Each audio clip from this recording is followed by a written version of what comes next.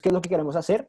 ¿Cómo hacemos para trabajar con esta información que tenemos de la preferencia del usuario, de las descripciones de las películas, de los géneros, etcétera, para diseñar un sistema de recomendación que nos sirva?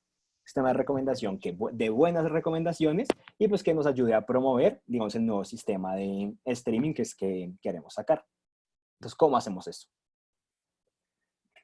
Esto es más o menos digamos, el paso a paso que uno debería seguir cuando trabaja con un modelo de NLP.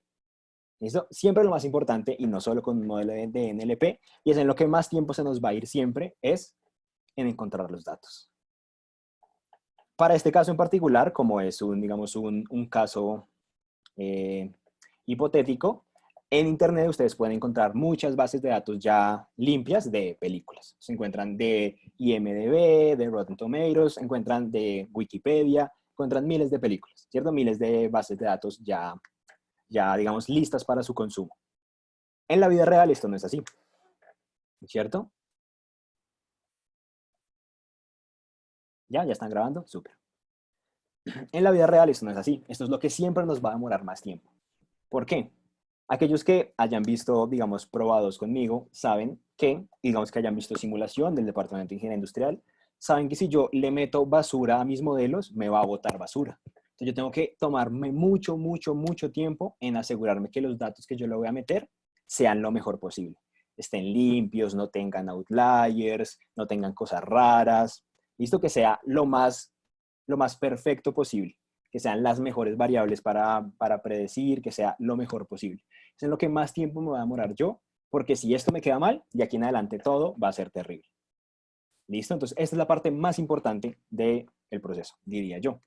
Y además nos va a tomar más tiempo, no solo porque tengo que verificar que todo esté bien, tengo que limpiarlos, tengo que analizarlos, sino normalmente, cuando ustedes trabajen por fuera, van a darse cuenta que es muy raro que ustedes encuentren todo lo que necesitan en una sola base de datos o en solo una tabla.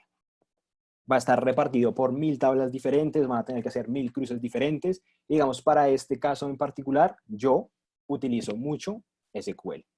¿Listo? Porque en todas digamos, en las dos empresas que he trabajado, todas tienen sus bases de datos en SQL, todas tenemos quiero el ID de la tabla de aquí, la hora de la tabla de aquí, la edad de la tabla de aquí, la no sé qué de esta tabla, y tenemos que combinar 1000 tablas y hacer queries con SQL. ¿Listo? Este es súper importante y como les digo, es en lo que yo, en general, decido tomarme más tiempo. ¿Listo? Digamos, SQL, ¿dónde lo podrían aprender? Yo más o menos vi una introducción a SQL y digamos los que estudian industrial sabrán. En la segunda parte del curso de SAT, uno ve un poco de SQL. ¿Listo? Y de hecho, en general, eso sirve bastante como para defenderse, pero digamos, por lo menos en Rappi en Rappi no tenía unas consultas monstruosas. Entonces, toca hacer cursos aparte, bien sea me tocó hacer en Coursera o en Mode, se llamaba, como para cogerle un poco más el tiro. Porque yo sabía lo normal, como select, tal, from. Pero sí, no, ahí se pueden hacer 1000 cosas diferentes y deberían sí más o menos saberlo utilizar. Si, digamos, este tipo de cosas les interesan, porque, como les digo, es fundamental en construir su base de datos. Porque es muy raro que ustedes encuentren una base de datos ya hecha como, esta tabla tiene todo lo que necesito, no quiero nada más. ¿Listo? Después de que yo construya mi base de datos, como mi base de datos tiene únicamente texto, voy a tener que limpiar ese texto. Ya vamos a ver a qué se refiere con limpiar el texto. Son una serie de pasos que normalmente se hacen cuando estoy trabajando con texto, como para normalizarlo, para que, como les digo, mis datos queden lo más limpios posibles y sea lo más fácil para meter dentro del modelo que voy a hacer y me pueda entregar mis resultados, ¿cierto? Una vez tenemos nuestro texto, pasamos a la etapa, digamos, de vectorización de texto. ¿Por qué? Me imagino todos saben, digamos, por lo menos, digamos, el ejemplo más básico, una regresión lineal, pues todos estos modelos no pueden trabajar con texto, porque hacen cálculos, hacen cosas por detrás, que pues yo no lo puedo hacer con un texto, ¿cierto? Yo no le puedo sacar una derivada a un texto. Entonces, de cierta manera, tengo que yo transformar mis letras a algún tipo de números, algún tipo de representación numérica, para poderla meter yo en mi modelo y poder hacer lo que sea que quiero, predecir algo, pues en este caso, generar recomendaciones. ¿Y eso cómo lo vamos a hacer? Vamos a ver, digamos, las formas más básicas en la literatura y nos vamos a enfocar en un modelo específicamente de inteligencia artificial. ¿Listo? Ya una vez acabamos este paso, ya hemos prácticamente acabado. Una vez tenemos nuestro texto en forma de números, ya es muy sencillo encontrar una similitud entre textos y de ahí generar una recomendación. ¿Listo? Entonces vamos a ir paso a paso en cada una de estas. Voy a hacer un poco de énfasis, digamos, en la limpieza de texto y la vectorización del texto. Y cómo eso nos ayuda a generar unas recomendaciones, o digamos, un prototipo de un sistema de recomendación. Entonces, primero, nuestro dataset. Como les digo, en este caso no tocó hacer ninguna query rara, nada de SQL, nada por el estilo. Aquí, esto lo podemos encontrar directamente en Internet. Si a ustedes les interesa esto, digamos, para probar eh, algún modelo que conozcan o simplemente empezar a practicar con datos reales, una fuente bastante buena es Kaggle. Kaggle es una plataforma de data science donde se hacen competencias. Y adicionalmente tiene muchos datasets. Tiene de texto, de imágenes, de variables numéricas común y corriente, de todo lo que a ustedes se les ocurra. ¿Listo? Digamos los que vieron probados conmigo ahorita en intersemestral, el proyecto de predecir el precio de Airbnb, los datos venían de Kaggle. ¿Listo? Kaggle pueden encontrar miles de datos de miles de tipos diferentes de todos los temas que se les ocurra. Específicamente aquí vamos a utilizar el dataset de IMDb, que lo encontramos en Kaggle, aquí en este link que encuentran aquí. ¿Listo? El dataset contiene información acerca de 85.500 películas diferentes. ¿Y qué datos contiene? Contiene el título, la descripción, el género, el rating de la película, el año, entre muchas más, como digamos cuánto recogió en taquilla, cuál es el estudio que la produjo, el director, el cast, etc. ¿Listo? Como lo que nos interesa únicamente es la descripción, nuestro título, descripción y género, cuando combinamos todo esto, en esta base de datos en particular, tenemos aproximadamente 3 millones de palabras con las cuales trabajar. ¿Listo? Ese va a ser nuestro input del modelo, unas 3 millones de palabras más o menos. Lo cual en primera medida pues suena bastante razonable, ¿no? O sea, 3 millones de datos, eso es un montón. Nosotros en probados hacíamos modelos de regresión con simplemente cientos, o sea que tenemos 3 millones, vamos bastante bien. Ahora, como nos vamos a enfocar únicamente en el título, la descripción, el género, todo esto pues son texto, ¿cierto? Nuestro dataset es muy diferente a todos los que me imagino ustedes han trabajado normalmente en Proba 2, en Proba, en otras materias, que son pues datos numéricos, que son muy sencillos de trabajar. Lo máximo que hemos hecho, digamos por lo menos en Proba 2, es pasar de categóricas a numéricas, ¿cierto?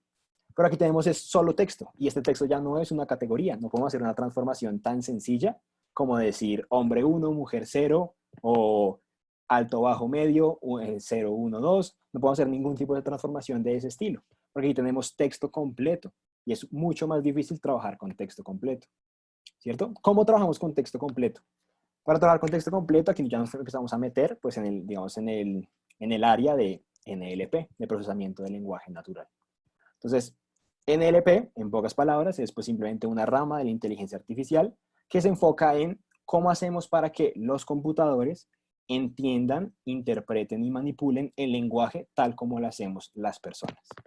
Entonces, se podrán imaginar que no solo esto involucra miles de temas diferentes, sino es uno de los temas más, digamos, complejos que hay. Porque el lenguaje, pues es complicado.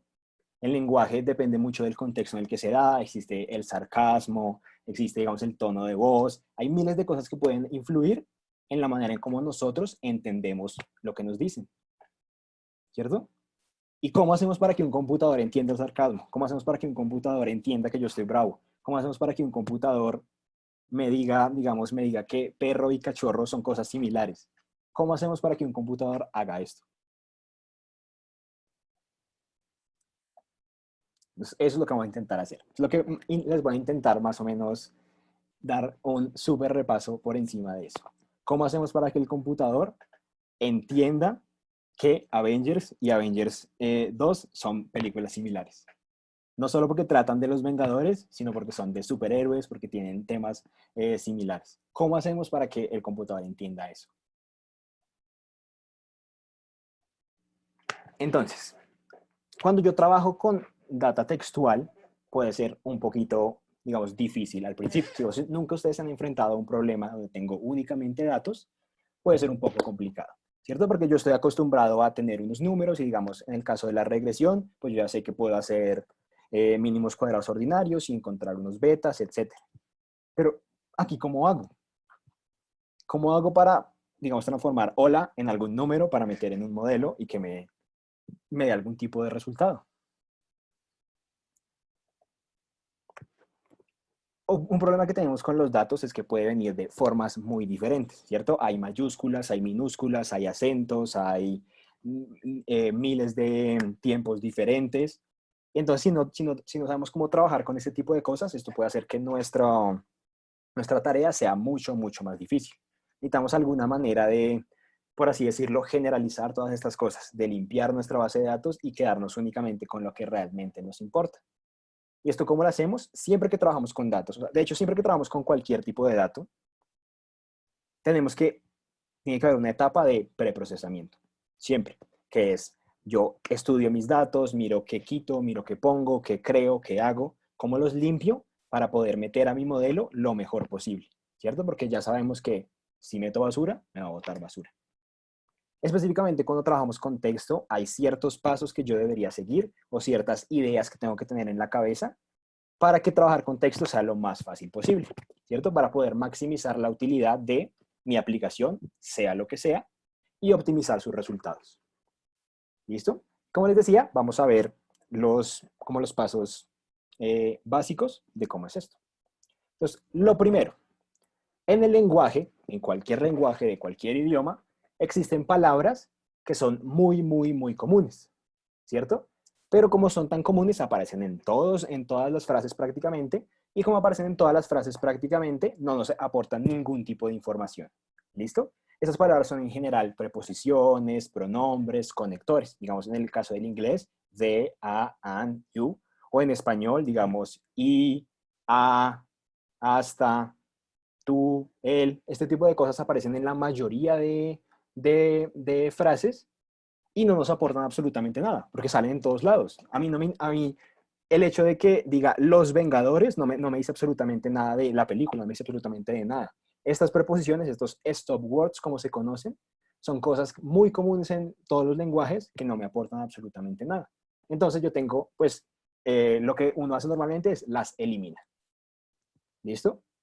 ¿Cómo las elimina? Afortunadamente, digamos, digamos, los lenguajes más comunes para trabajar con estas cosas, R y Python, ambos ya tienen librerías preinstaladas que tienen, pues, que tienen una manera en cómo trabajar con esto. Digamos, específicamente en Python, que es en lo que yo trabajo, tiene los paquetes NLTK, de Natural Language Toolkit, y Spacy, que ya vienen, digamos, con diccionarios ya hechos de cuáles son las palabras, las stop words en cada uno de los idiomas. Entonces uno las puede filtrar muy sencillo. Como por ejemplo, la frase como this is a sample sentence showing off the stop word filtration, cuando yo le elimino las stop words, elimina is, elimina a, of, de. Y me queda únicamente this sample sentence showing stop words filtration. ¿Listo? Eso es lo primero que uno debería hacer, eliminar todas estas palabras que se repiten mucho, mucho, pero que no me aportan ningún tipo de información. Yo me quiero quedar únicamente con las palabras que me digan, esto es una película de acción, es una película de comedia, es una película de Marvel, es una película de no sé qué. Esas son las palabras con las que yo me quiero quedar. Palabras que me den algún tipo de información acerca de mi texto. Y las stop words no son ese tipo de palabras. Entonces, lo primero que yo voy a hacer es eliminar esas stop words.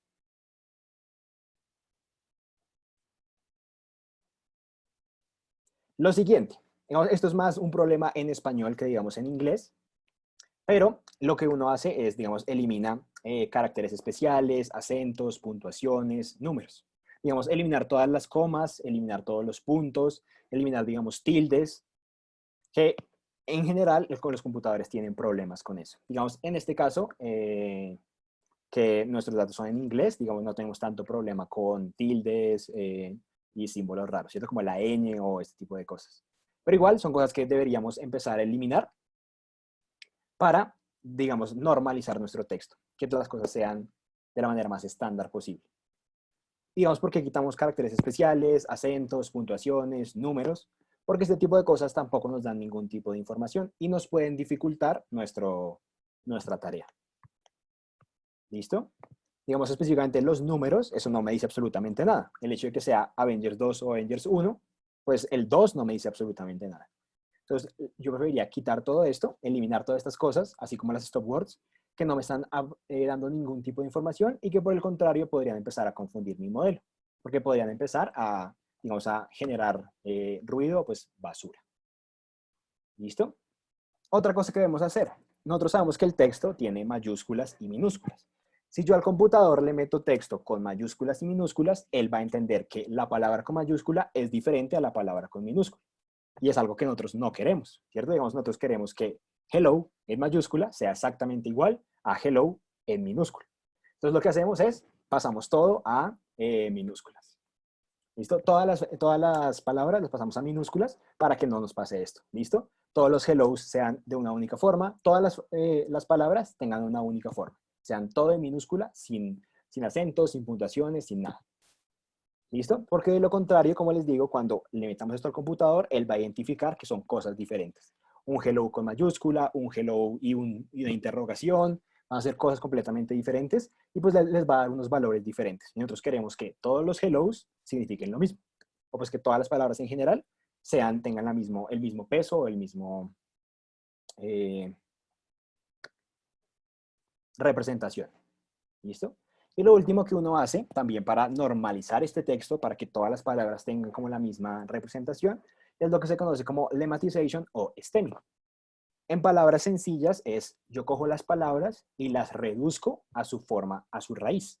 Como por ejemplo, palabras como organize, digamos, organización, organizar, organizo, todas tienen la misma raíz, que es, digamos, organizar. Entonces la idea es que todas estas palabras independientemente de que estén en tiempos diferentes o una sea un verbo y otra sea una esta, en general siempre significan lo mismo, ¿cierto? Yo organizo o yo organicé es prácticamente lo mismo. Entonces, lo que yo quiero es que organizo y organicé, cuando las meta al computador, sean exactamente la misma palabra.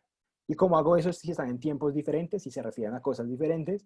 Pues lo que hago es lemmatization or stem, que es esencialmente, como les digo, reducir una palabra a su forma raíz. Como por ejemplo, aquí, estos ejemplos, organize, organizes, organizing, o palabras, o sea, familias de palabras que tienen significados similares, como democracy, democratic o democratization. Queremos que todas estas palabras sean exactamente lo mismo, tengan la misma representación. ¿Y cómo hacemos eso? Lematizando o haciendo stemming.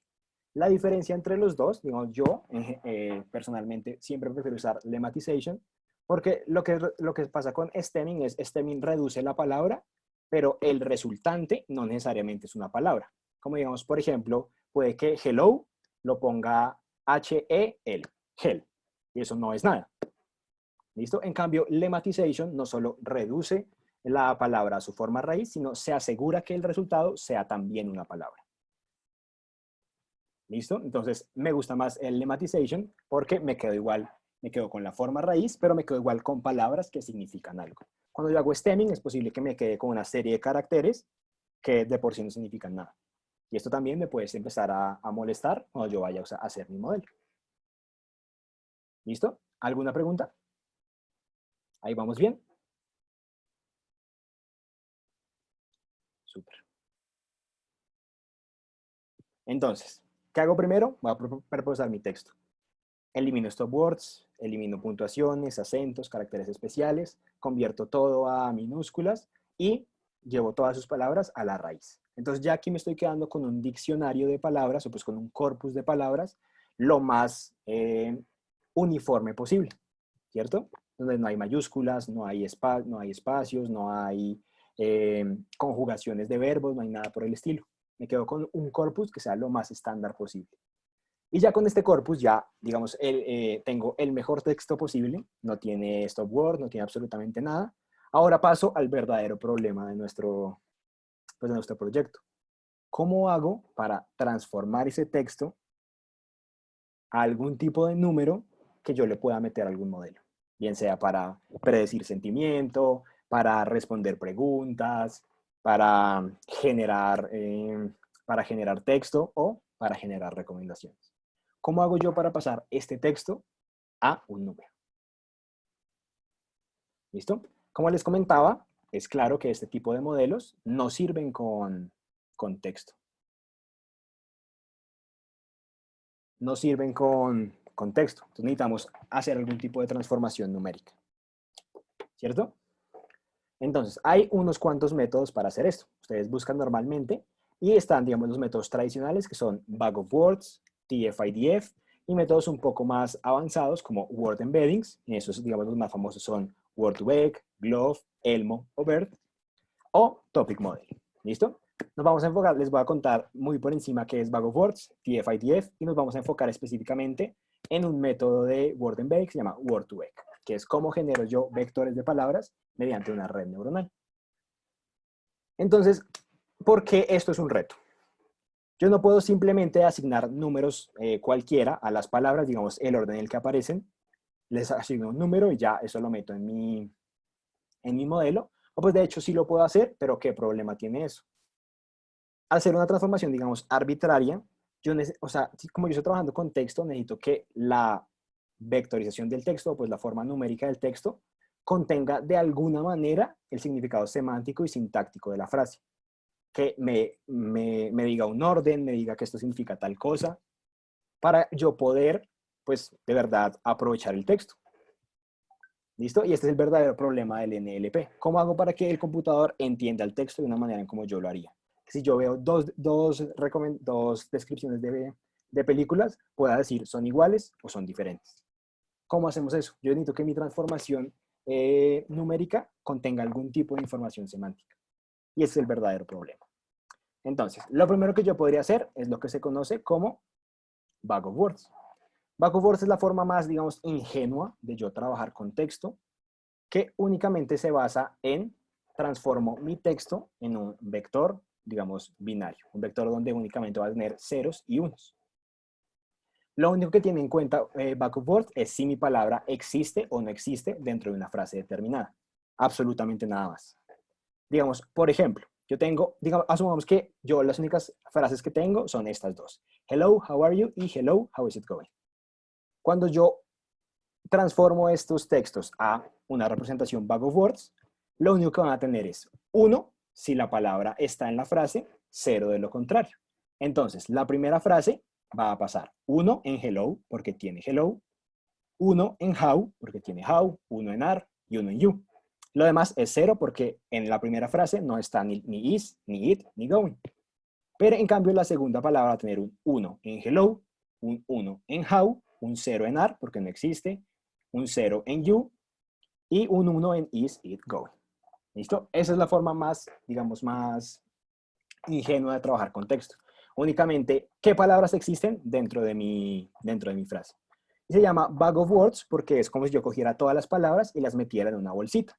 Ya el orden de las palabras, lo que significan, eso ya no me interesa en absoluto. Únicamente me interesa es si existe o no. Cuando yo meto mis palabras en una bolsita, todo el significado semántico, todo el orden, todo esto se pierde.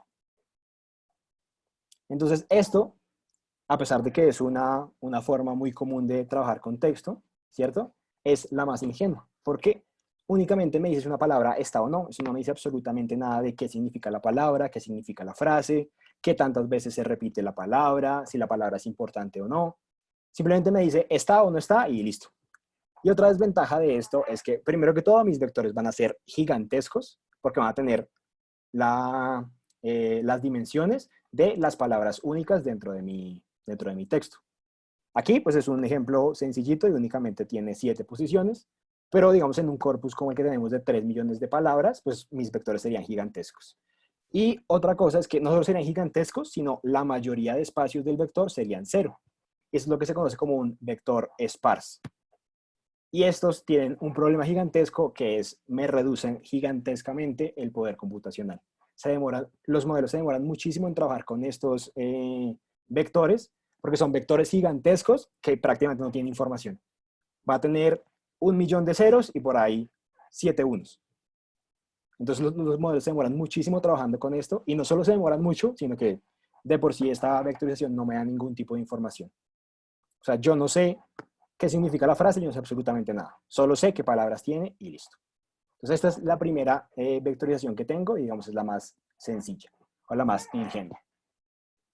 La siguiente es TF-IDF. TF-IDF es un acrónimo para Term Frequency Inverse Document Frequency. Esencialmente, este es muy parecido a Bag of Words, me mide qué palabras existen en cada uno de mis textos, pero adicionalmente ya no van a ser ceros y unos, sino van a ser un número que me pondera. No solo cuántas veces aparece la palabra, sino qué tan importante es la palabra para el texto. ¿Listo? Entonces hace dos cosas diferentes. Eso ya me mejora bastante sobre Bag of Words, porque no solo me dice si la palabra existe o no, sino ahora me dice esta palabra es importante o no es importante y esta palabra se repite mucho o no se repite mucho. ¿Listo? Y eso lo hace mediante el TF-IDF, que es una ponderación entre qué tanto, entre TF, Term Frequency, qué tanto se repite mi palabra, contra IDF, que es Inverse Document Frequency, que es qué tan importante es mi palabra en general. Entonces ya hemos avanzado bastante. Ya no tenemos únicamente vectores sparse que me van a molestar en cualquier cosa que yo haga, sino ahora tengo vectores que me dicen qué palabras tengo en cada una de mis frases y me dicen qué tan importantes son o no. Pero independientemente de esto, esto tampoco me dice, pues, qué significan las frases, qué significan las palabras como tal. Es una mejora gigantesca sobre Bag of Words, pero sigue teniendo el mismo problema. Aquí no tiene en cuenta el orden de las palabras, no tiene en cuenta qué significa la palabra, los sinónimos, no tiene en cuenta absolutamente ninguna de como las reglas del lenguaje que debería, pues que una persona tiene en cuenta y que si queremos que el computador las entienda, deberíamos modelar de alguna manera. Entonces, a pesar de que está kilómetros adelante de Bag of Words, sí, no es la solución que estamos buscando. ¿Listo?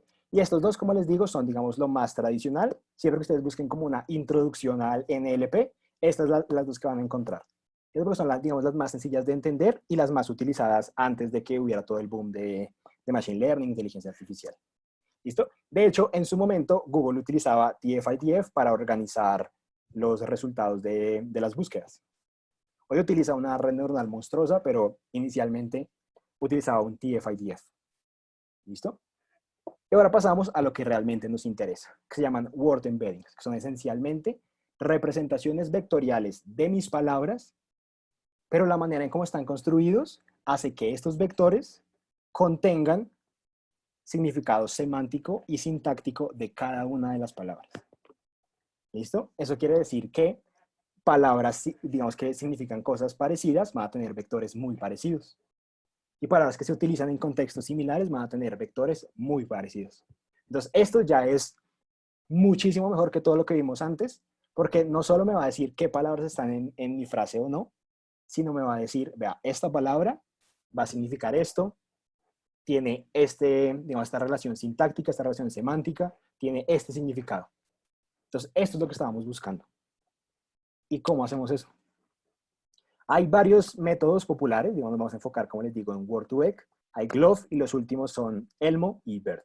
BERT de por sí es una red neuronal monstruosa, o sea, es absurda, es una cosa gigantesca, se demoró como una semana en entrenarse y es una cosa horrible. Nos vamos a enfocar únicamente en Word2Vec, que a pesar de ser una red neuronal, es bastante sencilla y es una solución muy elegante al problema de NLP. Y vamos a ver qué es lo que hace. Word2Vec, como les digo, es una red neuronal, pero es una red neuronal simple, es de una única capa oculta. La red neuronal lo único que hace es mediante unas palabras con texto, es decir, digamos, las palabras alrededor o sea, coge cada una de las palabras y abre una ventana, digamos, 3 palabras a la derecha, 3 palabras a la izquierda. Y esas son mis palabras con texto. Mediante esas palabras con texto, yo quiero pronosticar la palabra target. ¿Y cómo lo hago? Realmente cada una de mis palabras se vuelve un vector de unos y ceros. Algo parecido a un Bag of Words. Cada una de mis palabras se vuelve un vector binario y eso yo lo meto en una red neuronal. Basado en mis palabras con texto, yo quiero pronosticar una palabra clave. ¿Listo? Como por ejemplo, salgo con mi perro al parque. Entonces, perro es la palabra que yo quiero predecir y voy a utilizar salgo con parque. Cojo esas tres palabras, las meto en la red neuronal e intento pronosticar la palabra perro. ¿Qué es lo que pasa? ¿Cuál es la, digamos, la simpleza de este método o cuál es la elegancia del método? A pesar de que es una red neuronal que utiliza sus funciones de activación, su optimización, lo que sea, a mí no me interesa absolutamente nada de lo que él prediga, de lo que él genere. Lo que realmente me interesa son los vectores de peso de la capa oculta. Cuando yo los optimizo, lo único que yo me quiero quedar es con la matriz de pesos de la capa oculta. Y cada una de las filas de la matriz va a corresponder a la representación vectorial de cada una de las palabras que yo metí. ¿Listo? Es una red neuronal muy sencilla que yo la entreno, pero la utilizo para algo completamente diferente que para lo que yo la entrené. De hecho, lo único que a mí me interesa es la matriz de pesos de la capa oculta. ¿Cómo así? Esta es más o menos la red neuronal. Yo le meto un vector o unos vectores que son unos y ceros. ¿Listo? Y únicamente es uno representando la palabra que tiene. Meto estos vectores en mi capa oculta y dependiendo a los cálculos que haga mi red en la capa oculta, me va a generar un vector también de ceros y unos, o pues de probabilidad de cuál es la palabra más posible de acuerdo a mis palabras contexto. Yo hago todo lo que tengo que hacer para la red neuronal, hago propagación hacia atrás, propagación hacia adelante, la optimizo, descenso de gradiente, todo lo que involucra una red neuronal. Y una vez yo haya minimizado esa función de pérdidas, lo que a mí me interesa, con lo que me quiero quedar es con la matriz de pesos, únicamente. Y vean aquí, digamos, supongamos que esta es mi matriz de pesos. Mi matriz de pesos tiene únicamente 5 palabras. Entonces, ¿cómo sé cuál es el vector de cada una de las palabras? Pues mis vectores de palabras, como les digo, son vectores que tienen únicamente un 1 en una posición, porque son binarizados. Entonces yo multiplico el vector por la matriz de pesos, me va a dar únicamente la fila correspondiente. Y estos vectores que resultan aquí pueden ser tan grandes o tan chiquitos como quieran. Digamos, el paper original utiliza vectores de dimensión 300. Y este vector que me queda después de optimizar toda mi red neuronal, es lo que a mí me interesa. Eso es lo que yo me voy a quedar. ¿Listo? Digamos, me va a decir que perro es un vector en 300 dimensiones, con un montón de números, pueden ser positivos, pueden ser negativos, no sé. Eso es lo que a mí me interesa. Ahora, perro, en vez de reemplazarlo por un vector de ceros y unos, lo voy a reemplazar por este vector de 300 posiciones, que tiene un montón de números que ni idea. Pero ahora, me imagino, se preguntarán por qué esto me funciona. O sea, por qué este vector de cosas que ni siquiera entiendo bien, por qué me va a funcionar. O sea, por qué quisiera yo hacer un vector. Resulta que como mi modelo utiliza palabras contexto para predecir una palabra clave, me permite capturar relaciones semánticas entre palabras y relaciones sintácticas entre las frases. ¿Por qué? Palabras que aparecen en contextos similares van a tener exactamente la misma, pues digamos, el mismo input. Si tienen el mismo input, van a generar un vector de pesos muy parecido.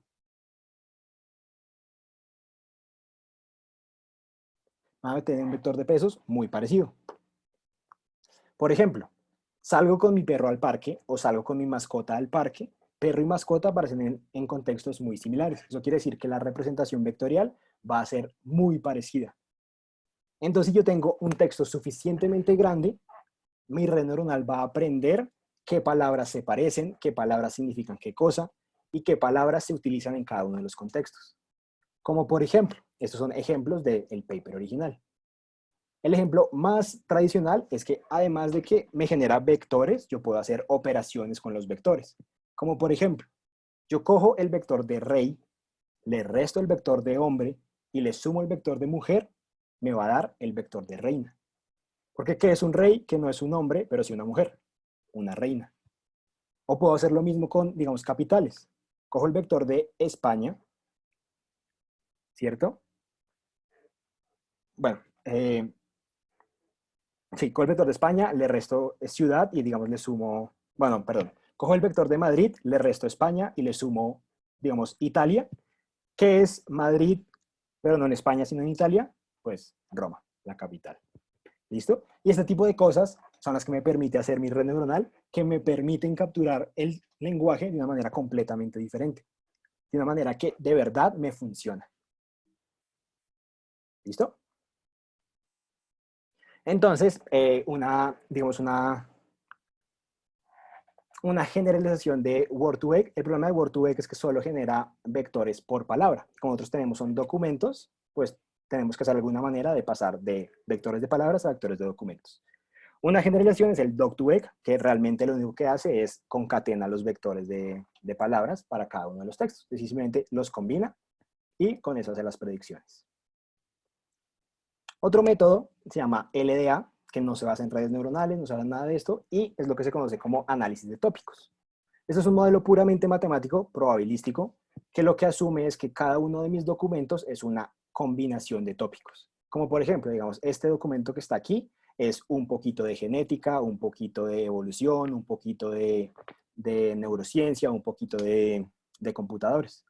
Y esto también me da algún tipo de representación vectorial que me dice, digamos, como la representación semántica de mi documento. Pues me dice más o menos qué temas son los que trata, cuáles son las palabras que más se utilizan y cuáles son los temas que trata. Entonces, esa es otra manera de yo vectorizar mis documentos, que de cierta manera también me captura algún tipo de información semántica. Entonces, ¿qué es lo primero que vamos a hacer nosotros? Vamos a combinar Word2Vec y LDA. Word2Vec me vectoriza las palabras de manera que contiene un significado semántico. Por el contrario, LDA lo que hace es me da una distribución de probabilidad a lo largo de tópicos. Me da un vector y otro vector. Yo puedo combinar los vectores y tener una super representación vectorial de cada uno de mis textos. Y podemos probar si con eso generamos buenas recomendaciones. ¿Qué es lo que pasa? Nosotros teníamos 3 millones de palabras, ¿cierto? Que inicialmente pensábamos que era suficiente. Pues 3 millones es un montón. Pero ¿qué es lo que pasa? Los modelos de redes neuronales y específicamente de procesamiento de lenguaje natural son muy, digamos, hambrientos de datos. Requieren muchos, muchos, muchos datos, no solo para generar buenas predicciones, buen desempeño, sino específicamente para la tarea de entender el lenguaje. Necesitamos muchos, muchos textos de temas completamente diferentes, de todos los tipos que podamos encontrar, para que la red efectivamente pueda entender que perro y cachorro significan lo mismo, o cuáles son los sinónimos, o cuáles son las cosas. De manera que los vectores los genere, pues digamos, de una manera correcta. Necesitamos muchos, muchos, muchos datos. Muchas más palabras que solo 3 millones. ¿Sí? Tenemos muy poquitos datos y al tener muy poquitos datos, nuestra red neuronal no va a funcionar. O sea, no nos va a entregar estas asociaciones que tenemos aquí. Porque tenemos muy poquitos datos. Tenemos solo 3 millones de palabras. Que uno pensaría que es bastante, pero para texto es muy, muy poquito. Y esto es algo que no podemos, digamos, sobrepasar muy sencillamente porque necesitaríamos muchos más datos, nos tomaría mucho más tiempo y entre más datos metamos, pues nuestro modelo se va a demorar mucho más tiempo, entonces también es posible que tengamos un problema pues, de tiempo computacional, que simplemente no podemos entrenar ese modelo porque nos demoraríamos un mes y ya para dentro de un mes la solución no nos va a servir. Entonces, ¿qué es lo que hago? Utilizamos un approach que se llama transfer learning o pues transferencia de conocimiento. Listo, que yo creo que se puede representar de manera más sencilla en esta frase de Isaac Newton. Si he visto más allá que otros, es porque me paré en los hombros de gigantes. ¿En qué se basa Transfer Learning? Se basa en tomar una red neuronal que alguien en alguna universidad, en Google, en Facebook, entrenó con un corpus gigantesco durante meses, durante semanas, y utilizarla para nuestro caso. Cogemos lo que la red neuronal aprendió en su tarea original y la aplicamos para nuestro caso particular. En este caso, ¿qué vamos a utilizar? Vamos a utilizar el modelo de Google News, que fue el modelo con el que salió el modelo Word2Vec. Este modelo fue entrenado en noticias, blogs, artículos científicos, en miles de cosas, y tenía un corpus de 100 billones de palabras. Nosotros creíamos que teníamos suficientes datos cuando teníamos 3 millones. Esto lo hicieron con 100 billones de palabras. Entonces ya la generalización del modelo como que ya no parece ser un problema, ¿cierto? Si podemos obtener las vectorizaciones de un modelo generado con 100 billones de palabras, podemos casi que tener la certeza que este modelo sí aprendió las relaciones bien. Entonces, ¿qué es lo que hacemos? Cogemos esas representaciones, o pues, generalmente descargamos el modelo, lo reentrenamos para nuestro caso particular, por si acaso alguna de nuestras palabras no existía en el corpus original, y generamos nuevas recomendaciones. Nuevas recomendaciones de tamaño 300, que ahora podemos casi que tener la certeza de que sí van a representar lo que queremos que represente. Una pregunta. Dime. Cuando tú dices reentrenar, es como darle, por así decirlo, darle como una comida adicional que es la que tenemos nosotros. Sí, exactamente. O sea, ese modelo ya fue entrenado con 100 billones de palabras, ¿cierto? Okay. Pero ¿qué es lo que pasa? Por la manera en cómo se hace Word2Vec, Word2Vec no puede predecir absolutamente nada. Lo único que hace es, si esta palabra existe en mi corpus, entrégueme el vector. Entonces, si por alguna razón nosotros tenemos alguna palabra que no estuvo en el corpus original, pues simplemente se la va a saltar. Entonces, lo que hacemos es, descargamos el modelo y reentrenamos sobre nuestros datos por si acaso hay alguna palabra que no exista, para asegurarnos que todo nuestro corpus exista dentro del modelo y poder generar representaciones para todas las palabras del modelo. ¿Sí?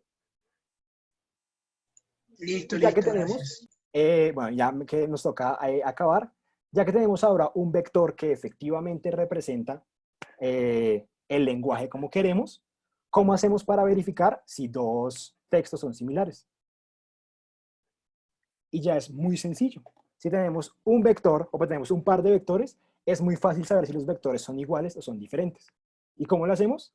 Con el coseno del ángulo entre los vectores.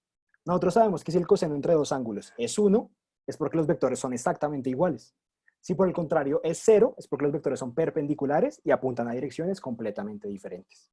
Entonces, ya que tenemos vectores, únicamente necesitamos el coseno del ángulo entre los vectores. Entre más cercano a uno esté, es porque mis dos textos son mucho más parecidos. Y esta similitud, pues, obviamente me va a incluir el componente semántico y sintáctico que me permitió el Word2Vec. ¿Listo? Entonces, por eso les decía que una vez nosotros tuviéramos nuestro texto limpio y nuestros vectores, el encontrar la distancia entre los vectores era muy fácil, porque simplemente dos vectores y desde álgebra lineal sabemos cómo trabajar con esto. Y es algo muy sencillo. ¿Listo? Entonces, ¿qué es lo que tenemos que hacer? En primer lugar, ahora vectorizamos todas las descripciones de películas, ¿cierto? Le damos un vector a cada descripción. Luego tomamos un texto como input, que puede ser la descripción de otra película, o pues digamos la película favorita del cliente, la última película que vio. La vectorizamos también y encontramos la similitud del coseno de este nuevo texto con nuestra base de textos, con nuestra base de vectores, perdón. Y le recomendamos las 5 más grandes, o digamos las 5 más adecuadas a esta persona. Y listo. Y esto esencialmente es, bueno, ahorita les muestro, pero digamos, ¿cuáles serían los siguientes steps? Primero, el problema de estos modelos, digamos, de recomendación es que es un modelo no supervisado. Es decir, yo no tengo una variable y que predecir y que puedo, digamos, ir midiendo si está bien o si está mal.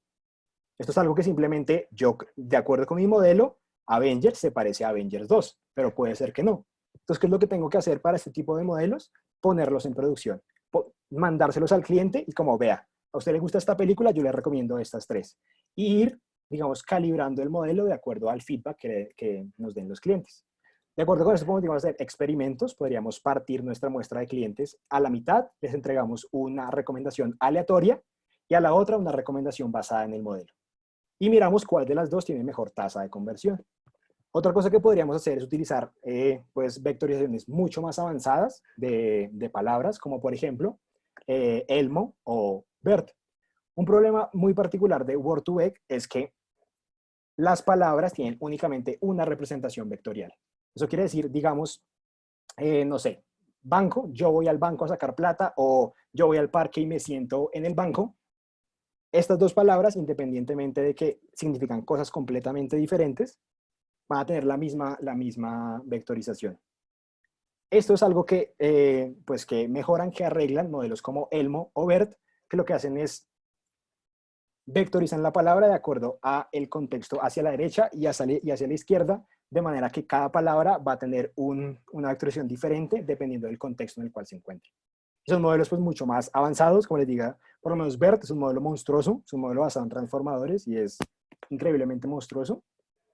y se demora un montón en entrenar y toda la cosa, pero digamos, para eso también podríamos utilizar Transfer Learning y aplicarlo a nuestro sistema en particular. ¿Listo? Entonces, ¿alguien tiene alguna pregunta? Mientras, si tienen un momentico, voy abriendo esto de aquí, a ver si les puedo mostrar el